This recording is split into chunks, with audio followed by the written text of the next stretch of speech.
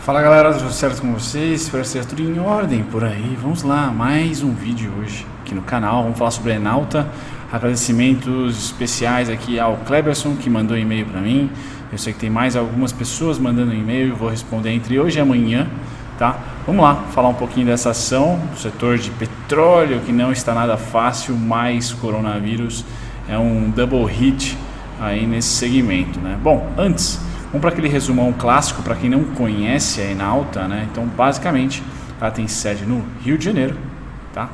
Cerca aí de 120 empregados, foi listada em 2011 e afundada em 2010, tá certo? Petróleo, gás e biocombustíveis, importante operador independente em águas profundas, tá? Da costa brasileira. Legal, segmento de listagem é o melhor dos mundos, né? Então, novo mercado, 100% de tag-along e um bom free float de 28,6%.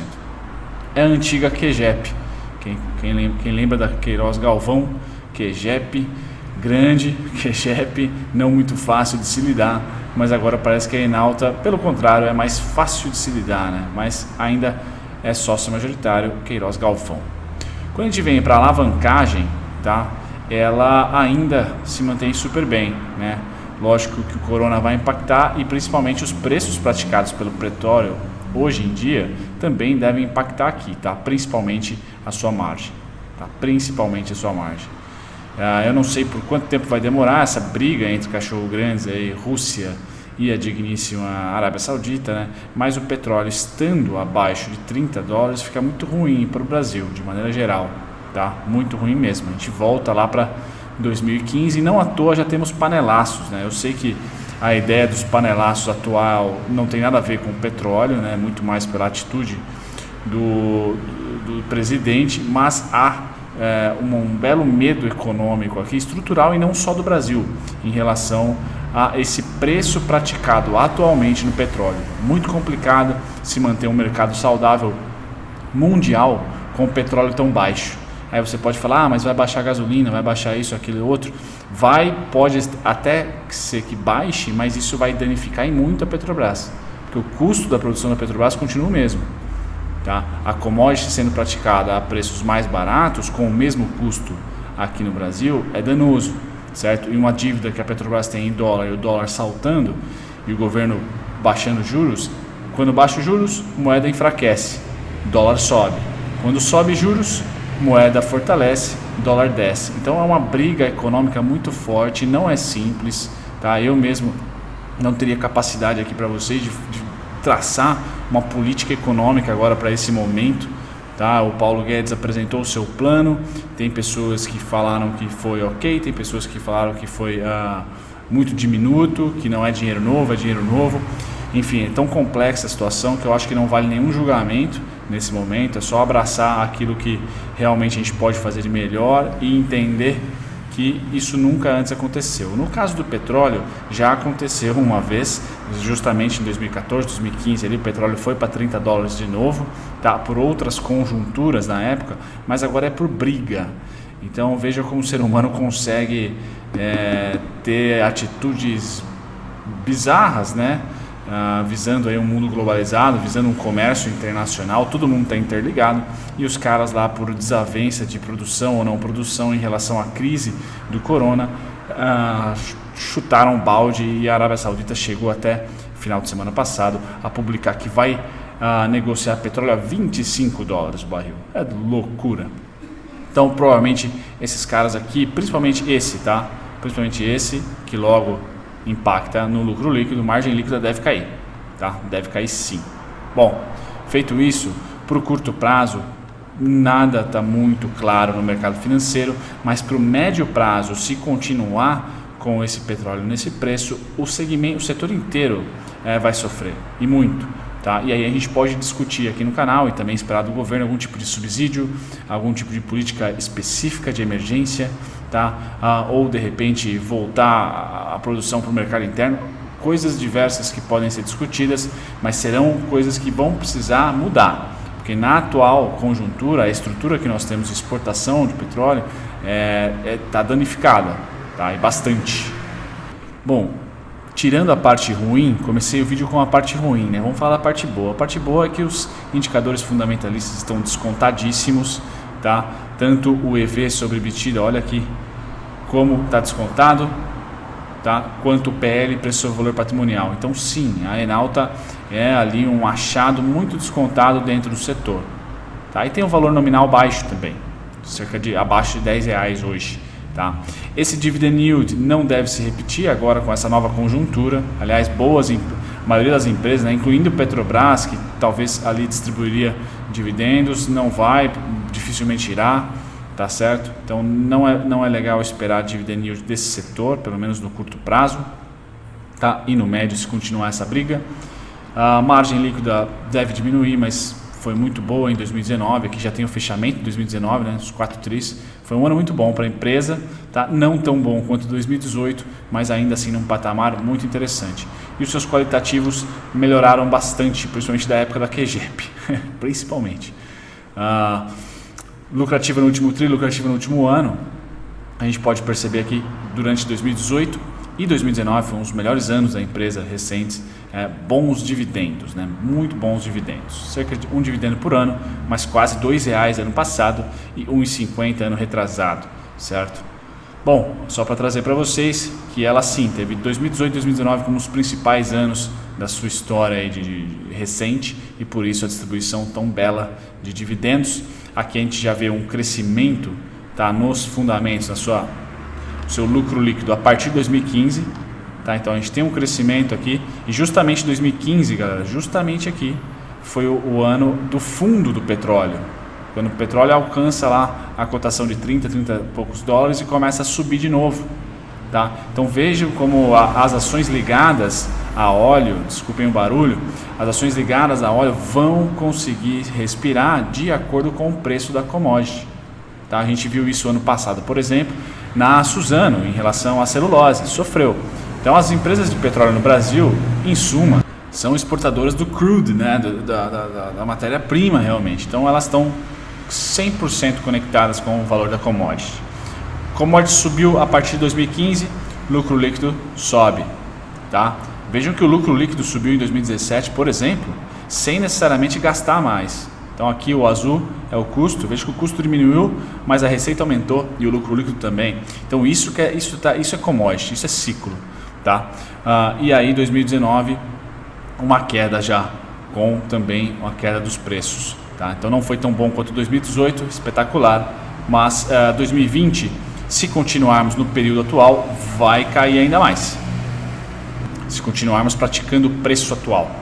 Legal, vocês podem comparar ela com Domo, Cosan, Enauta, Petrobras, PetroRio, Ogepar, Manguinhos e Ultrapar aqui em energia, tá? Não necessariamente exploração de petróleo. Bom, vamos lá para o comportamento. O comportamento não tem nada a ver com o fundamento, pelo menos, ou muito provavelmente nos próximos meses, digo aí pelo menos um mês, o comportamento vai reger muito das precificações, o preço sempre vem antes do fundamento, tá, galera? Isso no mercado financeiro é uma anomalia, mas é o que acontece. Então quando a gente pega a Enauta, eu vou dividir aqui em duas partes. A primeira parte é o seu fluxo vendedor, ou seja, quem tem má fé, quem tem má fé não, né? Não existe má fé. Quem é pessimista, tá? Varia cerca de R$ 7,50, tá? É isso que tem acontecido. Tá, ela varia R$ 7,50, aí faz uma acumulação ou uma distribuição aqui, varia R$ 7,50 de novo, dá um repique, varia R$ 7,50 de novo. Aqui foi a mesma coisa. Vamos lá trazer esse cara para os períodos comentados. Então, AB igual a CD, a gente chega ou nesse gap de fuga e começa a subir, ou se você for um pouquinho mais caprichoso, chega muito próximo do fundo, tá? Bum, bum, bum. Então não tem jeito, ela acumula, tá certo? E aí a partir de uma máxima que foi feita durante essa acumulação, você pode projetar esses 7,50 e você provavelmente vai chegar a uma zona de fim de demanda vendedora. Legal, chegamos a essa zona aqui em 5,10 ou em 8,35 ou em 6,60, são os três topinhos feitos na acumulação. Traz para cá, boom, 3,68, você praticamente pescou o fundo dela ali, ó. Boom. E aí você vai acompanhando, percebeu que ela começa a subir, ficou sem participar, pum, participou perfeitamente aqui em 8,3, levou aí duas grandes altas, né? Praticamente ela começou a se mover de forma simétrica para cima, aqui ó, AB igual a CD, AB igual a CD, 3 vezes, tá? E aí muito parecido com o IPO aqui inclusive, e aí você vem para o momento atual, que o mercado está cego aqui. Então passou, se a gente traçar lá no semanal, vocês vão ver que justamente aonde ia se dar de novo essa demanda de 7 e pouquinho, abriu com gap. Então agora, sinceramente, galera, eu sei que é uma demanda aterrorizante, mas é esse cara que eu tô agora aqui, ó. Bum. Por enquanto ela me dá 3,64. Eu tenho pontos do mestre dos dividendos em 4,24 e 5,24, exatamente os dois, terminando com 24, aí, em homenagem ao grandíssimo jogador Kobe Bryant. Mas caso a gente venha para algum tipo de pullback, e esse pullback aqui tem 3 maneiras de se encontrar, tá? Duas, né? Duas em branco, ou o verde, que é um pouquinho mais agudo, tá certo? Um pouquinho mais agudo. Então esses pullbacks, caso a gente volte caso volte a acontecer, tá? Eu tenho uma primeira parada ali em 13,8, 14,19. E seria legal que fosse para lá, porque aí essa projeção de 7,50 já começa a ficar acima dos meus pontos do mestre de dividendos, e aí me agrada bastante, tá? Mas sinceramente, galera, é dessa maneira que eu estou esperando, principalmente para esse segmento de petróleo. Não tá fácil, tá? Eu estou fazendo as comparações com o US Oil, né? Eu fiz isso no vídeo da Petrobras, que provavelmente eu vou lançar para vocês já, se eu já não lancei a essa altura. Mas é isso aqui, ó. É isso aqui, ó. Então a Enalta acompanha o preço do petróleo. O preço do petróleo sobe, ela sobe. O preço do petróleo cai, ela cai. O preço do petróleo sobe, ela sobe. E aqui subiu até bastante, mais do que o próprio petróleo que balançou, ó. Em vez de balançar, ela sobe, tá? E aí quando cai, amigo, e ela está abaixo, o petróleo está abaixo desses preços aqui, ó. Então ela já está precificando. Sinceramente, eu considero a Enalta séria candidata a vir abaixo de 5, tá? Infelizmente, porque a empresa, depois que começou a deixar para trás aí eu digo fantasma, não porque a Queiroz Galvão era complicadésima, mas não era um exemplo de ação. Mas, enfim, no momento atual, os 2 últimos anos, foi maravilhoso para a Enalta. E ela vinha fazendo, tudo levava a crer, né? E eu comentei várias vezes aqui no canal, que ela tinha tudo para fazer o que a VVAR fez, né? Dar uma balançadinha aqui, romper, voltar e testar e começar, enfim, uma tendência de alta desde o seu IPO. Então o seu IPO está aqui, ó. Ela ia começar uma tendência de alta, tá? Finalmente, mas não. Infelizmente veio o Corona e veio o Putin e os Arabics, tá certo? Então eu sei que é muito chato uma análise dessa, não é otimista, né? Mas é o fato, enquanto não temos notícias novas, diplomacia é muito importante para o mundo agora, tanto em relação ao coronavírus, sabe? O quão importante foi o Trump dar uma declaração como ele deu antes de ontem, sabe? Falando, olha, o coronavírus, ele passa não só por quem está com sintomas, mas principalmente por quem não está com sintomas. Então a melhor forma de se combater é o isolamento. E aí traz o mundo inteiro junto com ele, o mundo inteiro, principalmente nós aqui que somos alinhados a ele, né? O nosso presidente gosta do Donald Trump. Então o nosso presidente também baixou o tom da voz e começou agora, meu e-mail está lotado das empresas falando, olha, estamos em home office. Amigo meu que trabalha na Nelway, que nem é listada na bolsa, a gente ia tomar um café, hoje já não vai tomar um café porque o presidente da Nelway está infectado, e aí mandou todo mundo, mesmo ele já estando em home office há uma semana, mandou todos ficarem em quarentena, porque o presidente teve contato com um grande número dos funcionários. Então assim, é uma pneumonia, não é uma doença nova, mas é uma doença antiprodutiva, anticapitalista, né? Então é bom evitar contato para que o capitalismo volte o quanto antes, né? Que a produção, o produtivismo, né? Eu acho que a gente vai evoluir para o produtivismo depois dessa crise, e ainda bem, considero ser muito importante, porque a gente vai visar a produção de novo, porque vai começar a atingir a economia real já o coronavírus. Mas se a gente for capaz de passar um tempo aí na Netflix assistindo filmes de mercado, ou com a gata ou com o gato, fazendo aquele social em casa, se resvalando, né? Principalmente em respeito aos idosos, principalmente em respeito às crianças, tá? A gente vai lá e acredito eu que na segunda quinzena de abril, depois da Páscoa, até para quem é religioso aí, vai ser um marco para a gente começar a voltar a funcionar de uma maneira mais normal.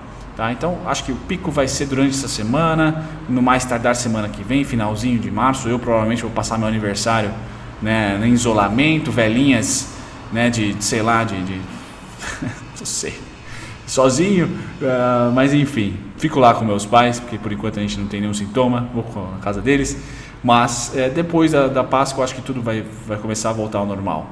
Tá? Eu também estou parando várias coisas, simplesmente porque em respeito aos outros, não a quem vos fala, porque eu estou com 29, eu não estou no grupo de risco, né? Mas eu posso muito bem ser um grande vetor para vários desses grupos de risco. Certo, galera? Muito obrigado aqui no final, né, Cleverson? Então tá aqui o vídeo, espero que você não tenha odiado tanto, né, mas porque eu acho que você está comprado, ou se você não está comprado quer comprar, eu acho que ainda temos um caminho a percorrer, tá certo? No caso da Enauta. Um grande abraço, até o próximo vídeo, tchau, tchau.